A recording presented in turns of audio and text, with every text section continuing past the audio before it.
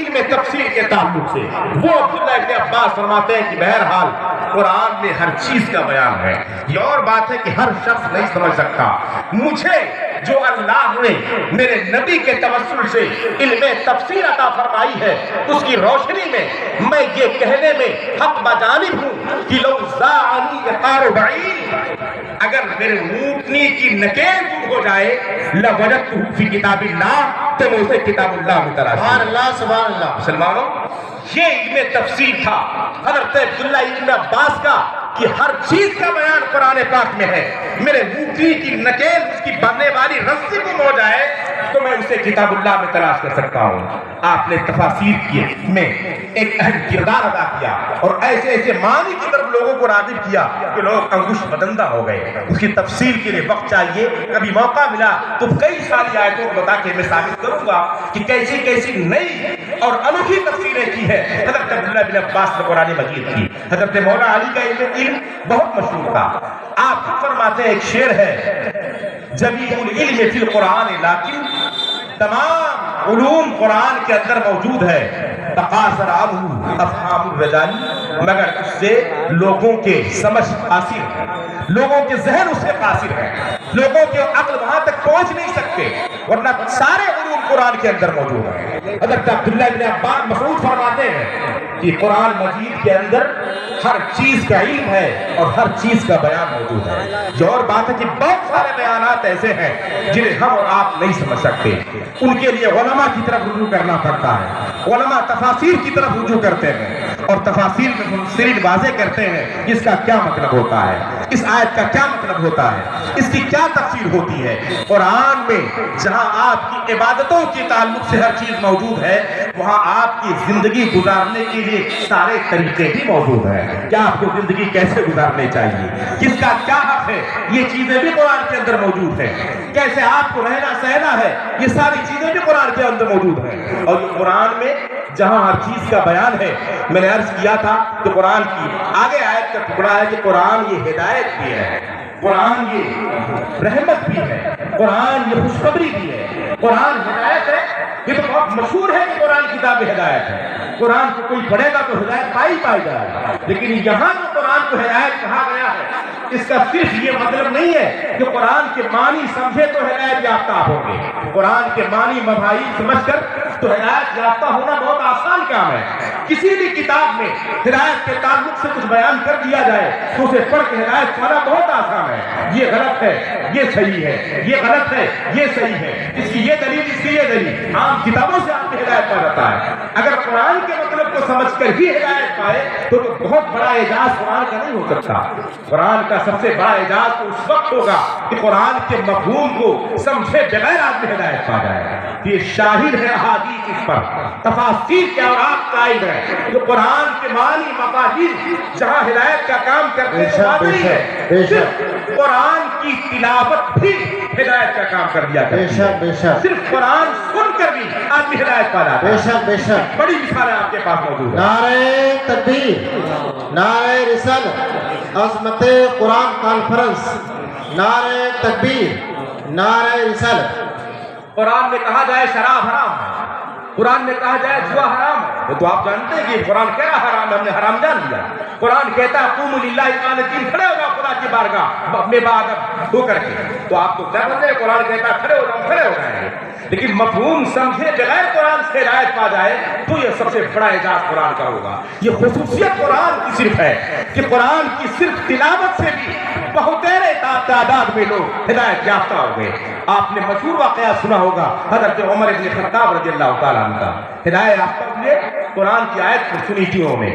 قرآن کی آیت سن کر جو اتنے غلط ارادے سے نکلے تھے نبی پاک کے پاس جانے کے لیے، اس قرآن کی تلاوت ہی سے ان کی دل کی دنیا ایسی بدلی کہ وہ سردار ہو گئے مسلمانوں کے اور ایمان لا کر بارگاہ رسالت میں عرض کیا اللہ کے رسول یہی دین کو حق ہے، ہم ایمان لاتے ہیں، اب چھپ کر نماز پڑھنے کی ضرورت نہیں ہے، چلے خانہ کعبہ میں نماز پڑھی جائے گی. کیسے سمجھا تھا عمر بن خطاب نے؟ حضرت عمر بن خطاب نے قرآن کی تلاوت سے ہدایت پائی تھی. یہ عظیم مثال ہے قرآن کی ہدایت کی. تلاوت سن کر حضرت عمر بن خطاب نے ہدایت پائی تھی. دوسری مثالیں میں آپ کے سامنے پیش کروں جو بہت مشہور مثالیں نہیں ہیں، یہ تو بہت مشہور مثال مثال میں نے پیش کی تھی. آپ غور کریں تو تفسیر میں آتا ہے کہ رسول پاک کے اعلان نبوت کے بعد جب بہت سارے طبقات نے نبی کی نبوت سے انکار کیا، آپ نے قرآن کی کتاب ہدایت بتایا، اللہ کی ربوبیت پر دلیلیں دینی شروع کی. خدا ایک ہے، آپ کو ایسے رہنا ہے. وہ ہدایت یافتہ نہیں ہو رہے تھے. مشرکین مکہ، کفار مکہ جو ایمان والے چند افراد تھے انہیں ایذائیں دے رہے تھے. تقریباً 5 برس اعلان نبوت کے بعد 82 نفوس قدسیہ مسلمانوں میں سے، جس میں بچے بھی ہیں، مرد بھی ہیں، عورتیں بھی ہیں، انہوں نے کفار مکہ کی ایذا سے عاجز آ کر نبی کی بارگاہ میں آ کر عرض کیا کہ حضور ہمیں آپ کی اجازت مرحمت فرما دے کہ ہم یہاں سے ہجرت مکانی کر کے یہ چھوڑ کر شہر کہیں اور چلے جائیں. آپ سوچیں نبی رحمت کے اس بارگاہ میں کون رہنا پسند نہیں کرے گا؟ لیکن حکمت خدا بندی تھی ان کے اس انتقال مکانی میں بھی، ان کی ہجرت میں بھی حکمت اللہ تعالیٰ کی تھی اور رسول کی حکمتیں پوشیدہ تھیں.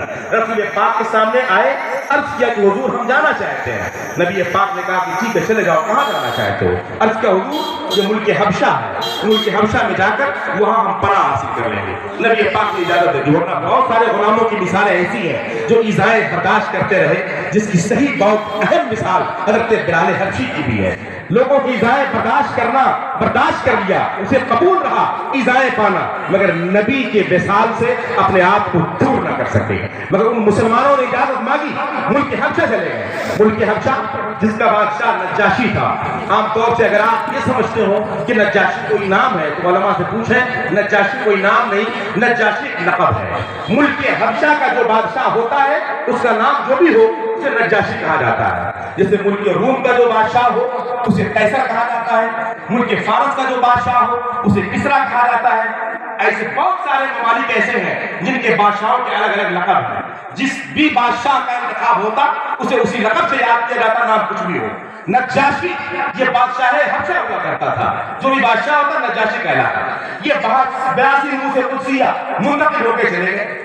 مسلمانوں کا شروع سے طریقہ رہا ہے کہ حق پر قائم رہنا، گرچہ حق پر قیام کے دوران انہیں مصیبتیں کیوں نہ برداشت کرنی پڑے.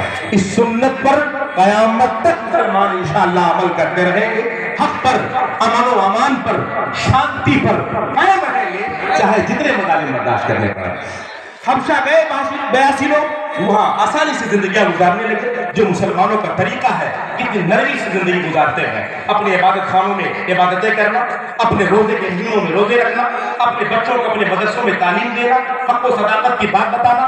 مکر و فریب، غدر، دھوکہ، قتل و غارت اسلام میں کسی کے ساتھ جائز نہیں ہے. یہ اسلام درس دیتا ہے اپنے فرزندان اسلام کو کہ میرے اسلام میں نہ کسی کے ساتھ فریب جائز ہے، نہ کسی کے ساتھ دھوکہ جائز ہے، نہ کسی کے ساتھ ظلم جائز ہے، نہ تشدد جائز ہے، نہ قتل و غارت جائز ہے. اسلام تو ہمیشہ پیغام محبت دیتا ہے. اسلام پیغام عمل دیتا ہے. اسلام اخوت و محبت کا درس دیتا ہے. اسلام بھائی چارہ سکھاتا ہے. اسلام صلح و مصالحت سکھاتا ہے.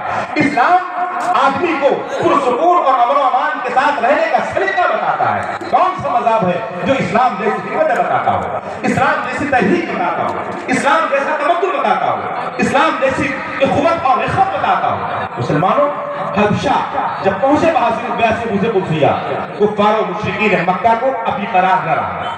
وہ بھی ہمیشہ چیڑی گویا کرتے رہے کہ نجاشی بادشاہ کے پاس یہ 82 لوگ محفوظ کیسے ہیں، انہیں وہاں کیسے ہدایت پہنچائی جائے. بہرحال انہوں نے خفیہ طور پر نجاشی بادشاہ کے پاس یہ خبریں بھیجی کہ آپ جن 82 مسلمانوں کو جو مکہ سے ہجرت کر کے گئے ہیں پناہ دیے ہیں، وہ اچھے لوگ نہیں ہیں، ان کا مذہب بہتر نہیں ہے، وہ خرافاتی ہیں. آپ کے ملک میں امان برقرار نہیں رہے گا، آپ کے یہاں فلاں غارت ہوگی، فلاں دھکا ہوگا. ساری شرارتیں کرنی جب شروع کی، ظاہر سی بات ہے کسی کو بھی حاکم کو شکایتیں پہنچیں گی تو چال شروع کرے گا. نجاشی بادشاہ نے ان 82 نفوس قدسیہ کو اپنے پاس بلوایا کہ انہیں بلایا جائے. مکے سے کئی شکایتیں میرے پاس آئی ہوئی ہیں کہ یہ لوگ اچھے لوگ نہیں ہیں جنہیں میں نے پناہ دیا. تو 82 لوگ آئے جو مسلمان تھے، نجاشی بادشاہ کے حضور حاضر ہوئے. نجاشی بادشاہ نے فرمایا وہاں अपना ये हुक्म सुनाया कि तुम लोगों के खिलाफ इतनी शिकायतें हैं, क्या तुम्हारे अंदर ये सारी चीजें मौजूद हैं? सबने जवान होकर कहा हम तो दीन इस्लाम के मानने वाले हैं, जो इस्लाम हमेशा मोहब्बत का दर्ज देता है, भाईचारा का दर्ज देता है, अमन और शांति का दर्ज देता है, हम कभी खराब बात नहीं कर सकते। उसने कहा मैं तुम्हारी बात पर यकीन कैसे करूंगा? उसने अपने तौर पर एक तदबीर सोची। कहा तुम ये बताओ नमाजें पढ़ते हो? कहा हाँ हम नमाजें पढ़ते हैं। कहा तुम कौन सी किताब की तिलावत करते हो? उन लोगों ने जुबान होकर कहा हमारे नबी पर एक किताब उतरी है जिसे कुरान कहा जाता है, हम उसी कुरान किताब हिकमत और हिदायत की तिलावत करते हैं। नजाशी बादशाह ने कहा जिस कुरान की तुम तिलावत करके अपनी जिंदगी गुजारते हो, जिस कुरान की तिलावत करके तुम अपना सारा कुछ इस्तेमाल करते हो, गुजारते हो, रहते सहते हो, सारे मामलात करते हो, क्या उसकी कुछ बातें मुझे कोई तुम में से सुना सकता है? किसी के सीने में महफूज वो बातें हैं, वो आयतें, वो कुरान मुझे सुना सकता है?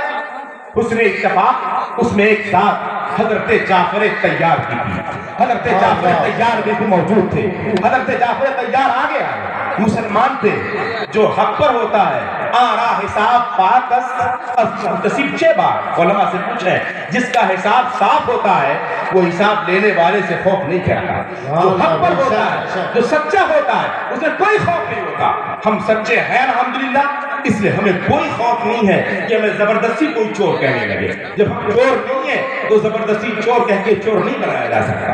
मुसलमानों में से हजरत जाफर तैयार आगे बढ़े और उन्होंने कहा मैं अपने कुरान की आयतें तिलावत करती हूँ। कहा सुनाओ कौन सा कुरान तुम पढ़ते हो, जिस कुरान से तुमने सब कुछ सीखा है, जिसके मुताबिक तुम जिंदगी गुजारते हो, मुझे अंदाजा हो जाएगा कि तुम कैसे लोग हो। हजरत जाफर तैयार ने सूरे मरियम की इब्तिदाई आयतें तिलावत करनी शुरू की। हजरत जाफर तैयार ने अपने लबो लहजे में अकीदत और मोहब्बत के साथ जब कुरान की आयतें शुरू की, तारीख के और आप गवाह हैं, मुफस्सिरीन तहरीर फरमाते जिस नज्जाशी बादशाह ने गुस्से में आग बकोला होकर मुसलमानों की आजमाइश के लिए कुरान सुनना चाहा था, कुरान की आयत की तिलावत हो रही है, उसकी आंखों से आंसू जारी है, वो रो रहा है, आहो बका कर रहा है और बज़ुबाने हाल वो कहता है जिसने तुम्हारे खिलाफ शिकायतें की है वो गलत शिकायतें हैं। बेशक तुम हक पर हो, तुम्हारा दीन हक पर है, तुम सच्चे हो, तुम्हारी किताब सच्ची है। मुसलमानों इससे गोया हबशा के बादशाह नजाशी ने हिदायत हासिल कर ली और मुसलमानों की सदाकत उनके सच हक पर होने, उनके नेक दीनत नेक सीरत होने पर कुरान ने गवाही दे दी और दूसरों ने उसे कबूल कर लिया। आज भी अगर आप दिल से कुरान के शहदाई बन जाओ, कुरान की तिलावत करने वाले बन जाओ, कुरान की तिलावत अपने घरों में आम कर दो, आपको और किसी नुस्खे की जरूरत नहीं है। सबसे बड़ा नुस्खा, सबसे बड़ा मुहाफिज आपका कुरान करीम है। मैं दावे के साथ